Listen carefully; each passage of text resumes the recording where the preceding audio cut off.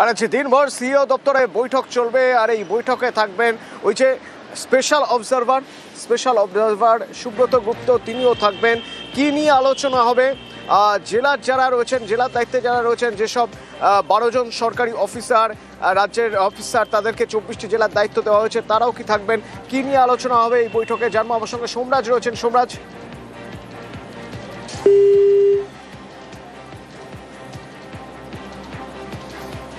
CEO Manoj Agarwal থাকবেন। বিকেল 4টে বৈঠক হবে জেলা শাসক ও ইআরওদের সঙ্গে। স্পেশাল অবজারভার এবং রোল অবজারভাররা তারা বৈঠক করবেন। আজ দিনভর বিভিন্ন বৈঠক রয়েছে সিইও দপ্তরে, তার মধ্যে সবচেয়ে গুরুত্বপূর্ণ বৈঠক, যে বৈঠক বিকেল 4টে, জেলা শাসক আর ইআরওদের নিয়ে বৈঠক। সোমরাজ রয়েছেন আমার সঙ্গে। সোমরাজ, কি নিয়ে কথা হবে এই বৈঠকে?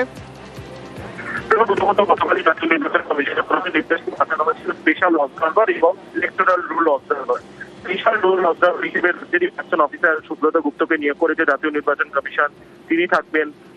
24টি জেলার জন্য 12 জন ইলেকটোরাল রোল অবজারভার নিয়োগ করা হয়েছে, তারা থাকবেন। মূলত তাদের নিয়ে ইসআইএম নিয়ে বর্তমানে রাজ্যে কি পরিস্থিতি রয়েছে, এখনো পর্যন্ত কত এনামুরেশন ফর্ম আপলোড হয়েছে, ডিজিটাইজেশন হয়েছে, জেলায় জেলায় কেমন কাজ হচ্ছে, তা নিয়ে একটা পর্যালোচনা বৈঠক হবে দুপুর 12:30 থেকে।